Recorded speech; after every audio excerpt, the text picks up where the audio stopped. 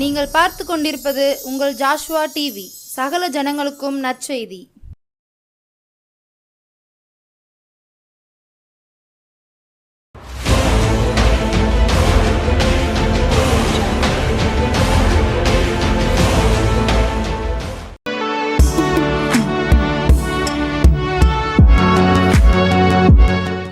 கிறிஸ்துவுக்குள் பிரியமான நம்முடைய ஜாஷுவா டிவி நேயர்கள் அனைவருக்கும் இயேசு கிறிஸ்துவின் நாமத்தினால் வாழ்த்துக்களையும் வணக்கத்தையும் தெரிவித்துக் கொள்கிறோம். கர்த்தர் உங்களை ஆசீர்வதிக்கிறார், பலப்படுத்துகிறார், தேவைகளை சந்திக்கிறார், கர்த்தர் பெரிய காரியங்களை செய்கிறார். அல்லேலூயா. இந்த 10வது மாதத்திலும் 2வது ஞாயிற்றுக்கிழமையில் கர்த்தர் உங்களை பார்க்க கர்த்தர் கிருபை செய்திருக்கிறார். ஒவ்வொரு நாளும் வழிநடத்தி கொண்டு வருகிறார். தேவனுக்கே மகிமை உண்டாவதாக. 2வது ஜாஷுவா டிவிக்காக ஜெபிக்கிறோம். கர்த்தர் அவர்களையும் இன்னும் கர்த்தர் எடுத்து பயன்படுத்துவாராக. 3வது, எப்பொழுது வழக்கமாக சொல்வது போல, பார்க்கிற உங்களையும் கர்த்தர் இன்னும் ஆசீர்வதிப்பாராக, இன்னும் உங்களை உயர்த்துவாராக, இன்னும் உங்களுடைய தேவைகளை சந்திப்பாராக, இன்னும் கர்த்தர் உங்களோடு கூட இருப்பாராக, உங்களோடு கூட இருந்து பெரிய காரியங்களை செய்வாராக. ஒவ்வொரு வாரமும் நம்முடைய ஜாஷுவா டிவியில் ஒவ்வொரு வாரமும் ஞாயிற்றுக்கிழமை மாலை 7 மணிக்கு, சரியா, நல்லூர் கிதியோனின் அப்போஸ்தலர் ஊழியங்கள் மூலமாய் வழங்கும் உருவாக்கும் நேரம் என்கிற இந்த சிறப்பான இந்த ஒரு வேலைக்காக உங்களை நாங்கள் ஆவலுடன் எதிர்பார்த்து கொண்டு இருக்கிறோம்.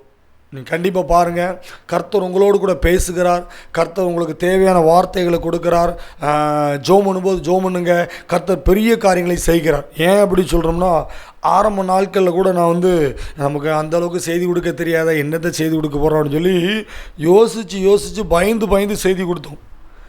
ஆனால் இந்த செய்தியை கொடுக்க மக்கள்கிட்ட வரக்கூடிய ஜெப குறிப்பு, அவர்கள் சொல்லுகிற வார்த்தையின் மூலமாய் அப்புறம் தான் புரியுது, ஏசப்பா இந்த செய்தியின் மூலமாய் அவர்களோடு கூட என்ன செய்கிறாரு, பேசுகிறார்.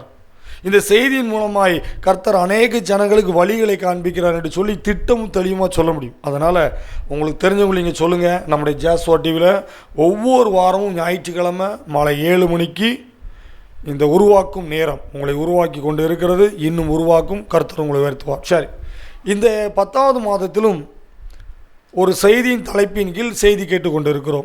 என்னன்னு சொல்லி உங்களுக்கு நிறைய பேருக்கு தெரியுமா தெரியலன்னு சொல்ல, போன வாரத்துடைய செய்தியினுடைய அந்த தலைப்பை மாத்திரம் உங்களுக்கு நான் சொல்கிறேன். தானியேல் 6ஆம் அதிகாரம் 28வது வசனத்தின் கடைசி பகுதி. தானியேல் 6ஆம் அதிகாரம் 28. தானியேலின் காரியம் ஜெயமாய் இருந்தது, தானியேலின் காரியம் வெற்றியாய் இருந்தது. இன்றைக்கி உங்கள் வாழ்க்கை வெற்றியாக இருக்கா, வெற்றியாக இல்லையா? இன்றைக்கி உங்கள் வாழ்க்கை ஜெயமாக இருக்கா, ஜெயமாக இல்லையா? கொஞ்சம் யோசித்து பாருங்கள். தானியேலுடைய வாழ்க்கை மாத்திரம் ஏன் வெற்றியாக இருந்துச்சு? தானியேலுடைய காரியம் மாத்திரம் ஏன் ஜெயமாக இருந்துச்சு? கர்த்தர் ஏன் அவருடைய காரியத்தை மட்டும் ஜெயமாக்குறான்னு சொல்லி நேற்று நம்ம போன வாரம் செய்தியோட தலைப்பு என்ன பார்த்தோம்னா, தானியேல் பாவத்தை வேண்டாம் என்று சொன்னால், பாவமான காரியங்களுக்கு அவர் தன்னை ஈடுபடுத்தி கொள்ளவில்லை. இது பாவம் என்று சொல்லி அவர் கண்டு கொண்டார். இந்த பாவம் எனக்கு வேண்டாம் என்று சொல்லி பாவத்தை விட்டு விலகி போனார். அதனால் தானியேலுடைய காரியம் ஜெயமாய் இருந்தது. இன்றைக்கும் இந்த செய்தியை கேட்கிற உங்களுக்கும் எனக்கும் கர்த்தர் சொல்லுகிற ஒரு வார்த்தை, பாவம் என்பது வேண்டாம். என்றைக்கு பாவம் நம்ம வேண்டாம் சொல்லி சொல்கிறோமோ அன்றைக்கே நம்முடைய வாழ்க்கையில் சந்தோஷம், சமாதானம் எல்லாத்தையும் கர்த்தர் தந்திருக்கிறார். அதை பெற்றுக்கொள்ள முடியும். சரியா? அதனால் பாவம் என்பது வேண்டாம். பாவத்தை நம்ம வெறுக்கும் பொழுது கர்த்தர் நமக்கு தருகிற வெற்றியை, கர்த்தர் நமக்கு தருகிற ஜெயத்தை நாம் சுதந்திரித்து கொள்ள முடியும். சரியா? இது போன வாரம் பிரசங்கம். இந்த வாரம் மறுபடியும் எடுத்து வைத்துக்கொள்வோம். தானியேல் 6ஆம் அதிகாரம் 28வது வசனத்தின் கடைசி பகுதி. தானியேலின் காரியம் ஜெயமாய் இருந்தது. இந்த வருஷம் 2024 ஆரம்பிக்கும் பொழுது பல கனவுகளோடு, பல லட்சியங்களோடு, பல ஆசைகளோடு நம்ம ஆரம்பிச்சிருப்போம். அப்படி தானே? அந்த காரியத்தை செஞ்சிடணும், இந்த காரியத்தை செஞ்சிடணும், அந்த கடையை கட்டிடணும், இந்த கல்யாணத்தை முடிச்சிடணும், இந்த இடத்த வாங்கிடணும், அப்படின்னு சொல்லி நிறைய காரியத்தோடு நம்ம உள்ளே வந்திருப்போம். அப்படி தானே? ஆனால் 9 மாதங்கள் முடிந்தது. நம்முடைய வாழ்க்கையில் நிறைய காரியம் வெற்றியாக முடிஞ்சுதான், தோல்வியாக முடிஞ்சுதான்? யோசித்து பாருங்கள். நீங்கள் நம்ம நினச்சதெல்லாம் வெற்றி பெற்றோமா? நம்ம செஞ்ச காரியத்தில் வெற்றி நமக்கு கிடச்சிதா? ஜெயம் நமக்கு கிடச்சிதா? நிறைய காரியத்தை தோற்று போயிட்டோமா, ஏமாந்து போயிட்டோமா? நம்ம இப்போ எந்த சூழ்நிலையில் இருக்கிறோம்? கொஞ்சம் யோசித்து பாருங்கள். இந்த 2வது வாரம் ஞாயிற்றுக்கிழமை 10வது மாதம் சரியா, வருஷம் ஆரம்பிக்கும் போது எவ்வளவு கனவுகளோடு நம்ம உள்ளே வந்தோம், எவ்வளவு லட்சியத்தோட எவ்வளவு சந்தோஷத்தோடு உள்ளே வந்தோம். ஆனால் இன்றைக்கி நம்முடைய வாழ்க்கை வெற்றியாக இருக்கா? நம்முடைய குடும்பம் வெற்றியாக இருக்கா? நம்முடைய தொழில் துறைகள் வெற்றியாக இருக்கா? நம்முடைய ஊழியம் வெற்றியாக இருக்கா? நம்ம வீட்டில் நம்ம வெற்றியாக இருக்கிறோமா? சந்தோஷமாக இருக்கிறோமா? சமாதானமாக இருக்கிறோமா? ஜெயமாக இருக்கிறோமா? யோசித்து பாருங்கள். இல்லை, நிறைய காரியங்களில் வெற்றி இல்லை, நிறைய காரியங்களில் தோல்வி, நிறைய காரியங்களில் பிரச்சனை, நிறைய காரியங்களில் என்ன கைமீறி போயிட்டு என்ன செய்யன்னு தெரியல. போன வாரம் கேட்டோம், பாவம் வேண்டாம், பாவத்தை வெறுத்துருங்க, பாவத்தை வேண்டான்னு எந்திரிச்சு ஓடுங்க, பாவமே நீ எனக்கு வேண்டாம், நான் ஏசப்பா பிள்ளை நீங்கள் சொல்லுங்க. வாழ்க்கையில் கர்த்தர் வெற்றியை தருவார், கர்த்தர் ஜெயத்தை தருவார். தானியேலுக்கு கொடுத்த தேவன் ஒரு அடிமையாக பிடித்து கொண்டு வரப்பட்ட ஒரு தானியேலை கர்த்தர் உயர்த்தினார். ராஜாவுக்கு அடுத்த இடத்துல இருந்தான். அடுத்த வரக்கூடிய வாரம் செய்தியில் பார்ப்போம். தானியேலுக்கு ராஜாவுக்கு அடுத்த இடத்துல தானியேல் உட்கார்ந்திருந்தார். அந்த அளவுக்கு உயர்த்துவதற்கு காரணம், அந்த அளவுக்கு அவனுடைய வாழ்க்கை வெற்றியாக இருந்ததற்கு காரணம், அவன் முதல்ல பாவம் செய்யலை. 2வது, இன்றைக்கு இந்த வாரம் நம்ம கேட்கக்கூடிய தலைப்பு தானியேல் 6ஆம் அதிகாரம். தானியேல் 6ஆம் அதிகாரம் 10வது வசனமும் 13ஆம் வசனம். செய்தி கரெக்டாக 10 நிமிஷம் 1/4 மணி நேரம் தான் சரியா. டக்குன்னு கேளுங்க, புரிஞ்சு கேளுங்க, ஜபத்தோடு கேளுங்க. கர்த்தர் உங்களோட தெளிவாக பேசுவார். தானியேலின் காரியம் ஏன் ஜெயமாக இருந்தது? தானியேலின் காரியம் ஏன் வெற்றியாக இருந்தது? தானியேலின் காரியம் வெற்றியாக இருந்ததற்கு என்ன காரணம்? தானியேலின் காரியம் ஜெயமாக இருந்ததுக்கு என்ன காரணம்? இந்த வாரம் 2வது பாகம் சரியா. இந்த 2வது தலைப்பு, 2வது எடுத்துக்காட்டு என்ன அப்படின்னா, தானியேல் 6ஆம் அதிகாரம் 10வது வசனம் 13ஆம் வசனம். நான் வாசிக்கிறேன், கேளுங்க. தானியேலோ வென்றால் அந்த பத்திரத்துக்கு கையெழுத்து வைக்கப்பட்டதென்று அறிந்த போதிலும் தன் வீட்டிற்குள்ளே போய் தன் மேல் அறையிலே எருசலேமுக்கு நேராக பல கனிகள் திறந்திருக்க, அதாவது ஜன்னல் திறந்திருக்க, அங்கே தான் முன் செய்து வந்தபடியே தினம் 3 வேளையும் தன் தேவனுக்கு முன்பாக முழங்கால் படிட்டு ஜெபம் பண்ணி சோத்திரம் செலுத்தினான். இது 10வது வசனம். 13வது வசனம் என்ன சொல்லுது?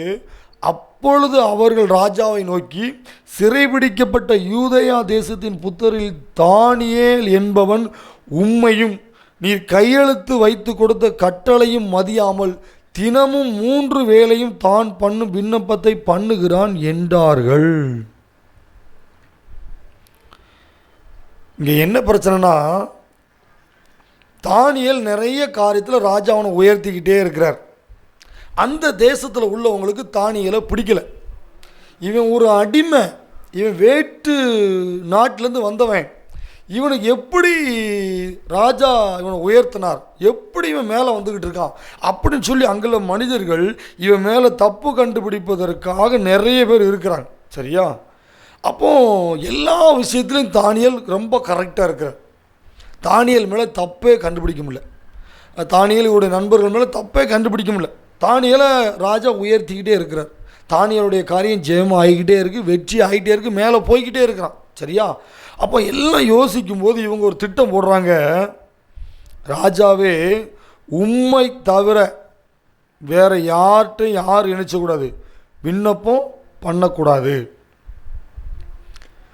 அவங்க உம்மைகிட்ட தான் என்னென்னாலும் சொல்லணும், வேறு யார்கிட்டையும் எதுவும் இணைச்சக்கூடாது, சொல்லக்கூடாது அப்படின்னு சொல்லி ஒரு கட்டளை போடுங்கன்னு சொல்லி என்ன செய்கிறாங்க, சொல்கிறாங்க. இந்த காரியம் தானியேலுக்கும் போய் சேருது. ஆனால் இந்த தானியேல் 6ஆம் அதிகாரம் 4வது வசனம் கடைசி பாகலாம் பார்த்தீங்கன்னா, அவன் உண்மையாய் உள்ளவனாய் இருந்தபடியால் அவன் மேல் சுமத்த யாதொரு குற்றமும் குறைவும் காணப்படவில்லை.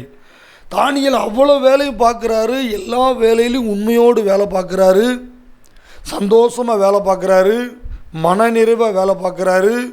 அவர் கொடுத்த வேலையை, ராஜா கொடுத்த வேலையை அவர் அழகாக செய்கிறாரு, எல்லாத்தையும் கரெக்டாக பண்ணுறாரு. தானியேல் மேலே தப்பே கண்டுபிடிக்க முடியல. இவங்க சுற்றி சுற்றி வராங்க, ஒன்றுமே செய்ய முடியல.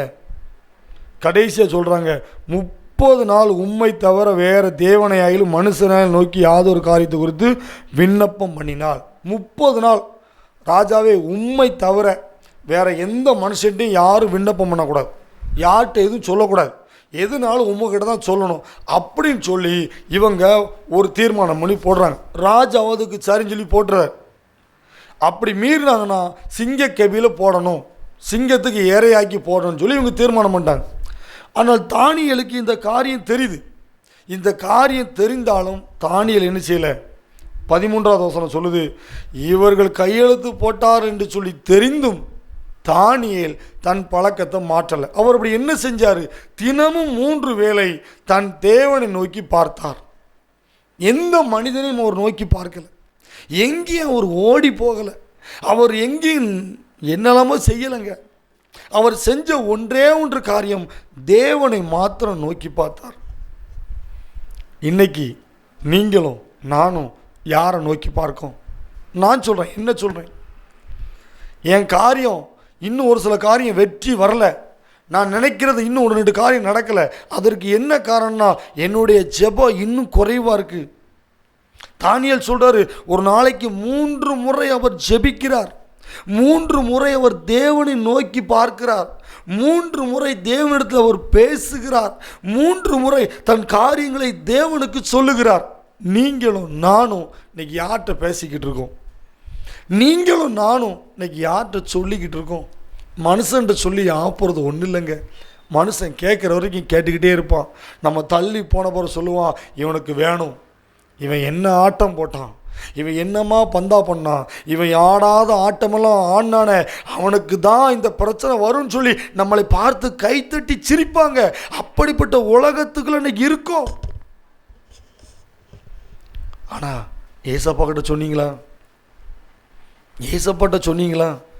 ஏசப்பா, எனக்கு இந்த பிரச்சனை இருக்குது, எனக்கு இந்த தேவை இருக்குது, எனக்கு இந்த கடன் பிரச்சனை இருக்குது, எனக்கு இந்த பலகீனம் இருக்குது, என் பிள்ளைகளை குறித்து எனக்கு கவலையாக இருக்குது, எதிர்காலத்தை குறித்து கவலையாக இருக்குது, நான் என்ன செய்ய போகிறேன், எது செய்ய போகிறேன் எனக்கு தெரியல, என் வாழ்க்கையில் நான் ஜெயிச்சிருவேனா, என் வாழ்க்கையில் நான் தோற்று போயிடுவேனா, என் வாழ்க்கையில் நான் முன்னேற முடியுமா, என்னுடைய பிள்ளையுடைய வாழ்க்கையில் ஒரு தோல்வி இல்லாத வாழ்க்கை இருக்குமா, நான் பார்க்குற தொழிலில் வெற்றி இருக்குமா? நீங்கள் யார்கிட்ட பேசிக்கிட்டு இருக்கிறீங்க? நீங்கள் யாருடைய முகத்தை நீங்கள் பார்த்துட்டு இருக்கீங்க? நீங்கள் யார்கிட்ட நீங்கள் சொல்லிக்கிட்டு இருக்கிறீங்க? கர்த்தர் சொல்கிறாரு, நீ என்னை நோக்கி கூப்பிடு. எரேமியா 33:3 எனக்கு ரொம்ப ரொம்ப பிடிச்ச வசனம். நீ என்னை நோக்கி கூப்பிடு, நீ அறியாததும் நீ எட்டாததுமான பெரிய காரியங்களை உனக்கு நான் தெரிவிப்பேன். கர்த்தர் சொல்கிறாரு, ஆபத்து காலத்தில் என்னை நோக்கி கூப்பிடு. யாரை நோக்கி பார்க்குறீங்க? தானியேலுடைய காரியம் ஏன் ஜெயமாக இருந்துச்சு? தானியேலுடைய காரியம் ஏன் வெற்றியாக இருந்துச்சு? அவன் நோக்கி பார்த்தது கர்த்தரை, அவன் பேசுறது கர்த்தரை, அவரோடு கூட காலையில் மத்தியானம் சாயங்காலம் என்று சொல்லி நேரத்தை ஒதுக்கி ஒதுக்கி ஒதுக்கி தன் தேவனை நோக்கி தேவன் அவன் பேசுனான். அதுதான் காரணம்.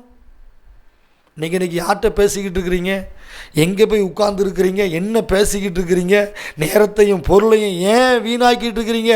நீங்கள் என்ன உழைச்சாலும் சரி, நீங்கள் என்ன செஞ்சாலும் சரி, நீங்கள் தேவனை நோக்கி பார்க்கவில்லை என்று சொன்னால், நீங்கள் தேவனிடத்தில் பேசவில்லை என்று சொன்னால், தேவனிடத்தில் என்று சொல்லி உங்களுடைய உறவை நீங்கள் பலப்படுத்திக் கொள்ள என்று சொன்னால், உங்களுடைய காரியம் ஜெயமாக இருக்காது, உங்களுடைய வாழ்க்கை வெற்றியாக இருக்காது, உங்களுடைய தொழில் வெற்றியாக இருக்காது. வாழ்க்கை வெற்றியுள்ள வாழ்க்கை வாழணுங்க. இந்த வாழ்க்கை நம்மளை சும்மாலாம் வாழ விடாது. திரும்புகிற இடத்துலலாம் அடி விழும், திரும்புகிற இடத்துலலாம் கண்ணீர், திரும்புகிற இடத்துலலாம் பிரச்சனை, திரும்புகிற இடத்துலலாம் போராட்டம். வாழ்க்கை என்பது மேடு பள்ளங்கள் நிறைந்த ஒரு வாழ்க்கை. வாழ்க்கையில் இந்த உலகத்தில் வாழ வேண்டும் என்பது சாதாரணமான காரியம் அல்ல. எல்லாராலும் வாழ முடியாது. தானியேலின் காரியம் ஜெயமாக இருந்ததற்கு காரணம், அவன் 3 வேளையும் தேவனை நோக்கி பார்த்தான். சொல்லியிருப்போம்ல, ஆண்டவரே நான் உம்மை நோக்கி பார்க்குறேன்ப்பா, இந்த மாதிரி ராஜா ஒரு காரியத்துக்கு கையெழுத்து போட்டுட்டாரு, ஆனாலும்ப்பா சிங்கத்தில் என்னை தூக்கி போட போகிறாங்க, என்னை பாதுகாத்துக்கோங்க சொல்லி எல்லாத்துக்கும் ஒரு ஜெபிச்சிருப்பார். ராஜாவுக்காக ஜெபம் பண்ணியிருப்பார், அந்த நாட்டுக்காக ஜெபம் பண்ணியிருப்பார், மக்களுக்காக ஜெபம் பண்ணியிருப்பார். இப்படி ஜெபிக்க ஜெபிக்க ஜெபிக்க ஜெபிக்க ஜெபிக்க கர்த்தர் தானியேலை உயர்த்தி கொண்டே இருந்தார். இன்னைக்கு நீங்களும் நானும் ஒரு நாளைக்கு எத்தனை நேரம் ஜெபம் பண்ணுறோம்? ஜெப வாழ்க்கை எப்படி இருக்குது? ஜெப வாழ்க்கையே இல்லை, நிறைய பேர்கிட்ட இல்லை. குடும்ப ஜெபம் எத்தனை பேர்கிட்ட இருக்குது? குடும்ப ஜெபம் எத்தனை பேர்கிட்ட இருக்குது சொல்லுங்கள். நீங்கள் ஜெபிக்காமல் கர்த்தரிடத்துலேருந்து ஒரு நன்மையும் பெற்றுக்கொள்ள முடியாது. நீங்கள் தேவனிடத்துல சொல்லாமல், நீங்கள் தேவனை நோக்கி பார்க்காம, அவர்கிட்ட பேசாமல் நீங்கள் யார்கிட்ட பேசினாலும் உங்கள் வாழ்க்கை வெற்றியாக இருக்காது. நல்லா நான் ஆணித்தரமாக சொல்கிறேன், நீங்கள் எழுதினாலும் வச்சுக்கோங்க. கர்த்தரை நோக்கி பாருங்கள். கர்த்தரை நோக்கி பார்க்கிறவர்கள் முகங்கள் ஒரு நாளும் வெட்கப்பட்டு போவதில்லை. கர்த்தருடைய முகத்தை நோக்கி பார்க்கிறவருடைய முகங்கள் ஒரு நாளும் வெட்கப்பட்டு போவதில்லை. அவர் தனக்கு உங்களுக்கு போகிற வழியை கர்த்தர் காண்பிப்பார், உங்களோடு கூட பேசுவார், உங்களை நடத்துவார், உங்களுடைய காரியங்களுக்காக அவர் இறங்கி வருவார், உங்களுடைய காரியங்களை வாய்க்க செய்வார். விசுவாசிக்கிறீங்களா? நம்புறீங்களா? ஜெபிக்கணும், ஜெபிக்கணும், தேவனோடு கூட பேசணும், தேவனுடைய பாதத்தில் காத்திருக்கணும். ஆண்டவரே, இன்னைக்கு என்னுடைய குடும்பத்தில் சூழ்நிலை இப்படி, என் ஊழியத்தில் பிரச்சனை இப்படி, நான் பார்க்குற தொழிலில் இவ்வளோ பிரச்சனை இருக்குது, இவ்வளோ காரியங்கள் இருக்குன்னு சொல்லி தேவனிடத்தில் நீங்கள் உட்காரணும், தேவன்கிட்ட நீங்கள் பேசணும், உங்களுடைய காரியங்கள் நீங்கள் அடுத்தவங்ககிட்ட சொல்லணும். ஒரு காரியத்தை நம்ம சொல்ல தெரியுமா? நம்முடைய மனதில் உள்ள காரியத்தை ஏதோ ஒரு நண்பர்கிட்டையோ நம்ம பக்கத்து வீட்டில் உள்ளவங்ககிட்டையோ சொன்னோன்னு சொன்னால் நம்முடைய மனசு பாதி பாரம் குறைஞ்ச மாதிரி இருக்கும். பார்த்துருக்கீங்களா? அதே மாதிரி நீங்கள் போய் ஆலயத்தில் போய் உட்காந்து ஜெபம் பண்ணி பாருங்கள். உங்கள் சபையில் போய் உட்காந்து அந்த ஆல்டர் கிட்ட முன்னே போய் நின்று முழங்கால் படி முடியல நான் உட்காந்துக்கிட்டு அழுதுகிட்டு, ஆண்டவரே என் தேவைகள் இப்படி, என் பிரச்சனைகள் இப்படி, என் போராட்டங்கள் இப்படி, என் கவலைகள் இப்படின்னு சொல்லி நீங்கள் ஜெபிங்க, நீங்கள் ஜெபிங்க, நீங்கள் ஜெபிங்க. நீங்கள் ஜெபிக்கிற ஜெபத்தை கர்த்தர் கேட்பார். நீங்கள் ஜெபிக்கிற ஜெபம் ஒரு நாளும் வீண் போகாது. நீங்கள் ஜெபிக்கிற ஜெபம் ஒரு நாளும் வீண் போகாது. கர்த்தர் உங்களுடைய ஜெபத்தை கேட்பார். கர்த்தர் உங்களுடைய ஜெபத்தை கேட்பார். கர்த்தர் உங்களுடைய சத்தத்தை கேட்பார். மனிதர்கள் உங்கள் சத்தத்தை கேட்க மாட்டாங்க. மனிதர்கள் உங்கள் சத்தத்தை கேட்க மாட்டாங்க. கேட்பது போல கேட்பாங்க, ஆனால் கேட்க மாட்டாங்க. உங்கள் வாழ்க்கையில் வெற்றி வேணுமா? உங்களுடைய குடும்பத்தில் வெற்றி வேணுமா? உங்களுடைய தொழிலில் வெற்றி வேணுமா? உங்களுடைய பிள்ளைகளுடைய வாழ்க்கையில் வெற்றி வேணுமா? ஜெபிங்க, ஜெபிங்க, ஜெபிங்க. ஜெபிக்காமல் வெற்றி பெற முடியாது. ஜெபம் இல்லை என்று சொன்னால் வெற்றி என்பது இல்லை. அது ஊழியமாக இருந்தாலும் சரி, அது எதுவாக இருந்தாலும் சரி, ஜெபம் இல்லை என்று சொன்னால் வெற்றி இல்லை. நீங்கள் எத்தனை குட்டிக்காரன் அடித்து எத்தனை லட்சம் ரூபா சம்பாதிச்சாலும் சரி. நான் ஒரு 2 வாரத்துக்கு முன்னாடி ஒரு சர்ச்சுக்கு நான் செய்தி கொடுக்க போயிருந்தோம். நாங்கள் குடும்பமாக போயிருந்தோம். அப்போ கேள்வி கேட்டு ஏதாவது பைபிள் உள்ள கேள்வி கேட்டு பதில் சொல்கிறவங்களுக்கு இந்த ஸ்டிக்கரு, அதுக்கப்புறம் இந்த வசன போர்டு கொடுப்போம். அப்போது ஒரு பையன் ஒரு கேள்விக்கு பதில் சொன்னான். அந்தோடனே அந்த பையனை முன்னே கூப்பிட்டு அவனுக்கு ஒரு அழகான ஒரு வசன போர்டு ஒன்று கொடுத்துட்டு நான் சொன்னேன், உங்கள் அப்பா அங்கே இருக்காங்களாடான்னு கேட்டேன். அப்போ அந்த பையன் சொன்னேன், எங்கள் அப்பா தோட்டத்துக்கு வேலைக்கு போயிருக்காரு அப்படின்னா. உங்கள் அம்மா இருக்காங்களா அப்படின்னா, உங்கள் அம்மா இருக்காங்க அப்படின்னா. அதை நான் சொன்னேன், ஞாயிற்றுக்கிழமை ஆலயத்துக்கு வராத உன் அப்பா எத்தனை 1000 சம்பாதித்தாலும் உன் குடும்பத்தில் தங்காது. அப்படி சொன்னேன். நான் எதுக்கு பாய் பண்ணோம்? அப்படி அந்த ஆலயத்தில் மைக்கெல்லாம் பேசினேன். ஞாயிற்றுக்கிழமை ஆலயத்துக்கு வராமல், ஞாயிற்றுக்கிழமை சபைக்கு குடும்பமாக வராமல் எத்தனை 1000 சம்பாதிச்சாலும் வாழ்க்கையில் வெற்றி பெற முடியவே முடியாது. குடும்பத்தில் வெற்றி பெற முடியாது. தொழிலில் வெற்றி பெற முடியாது.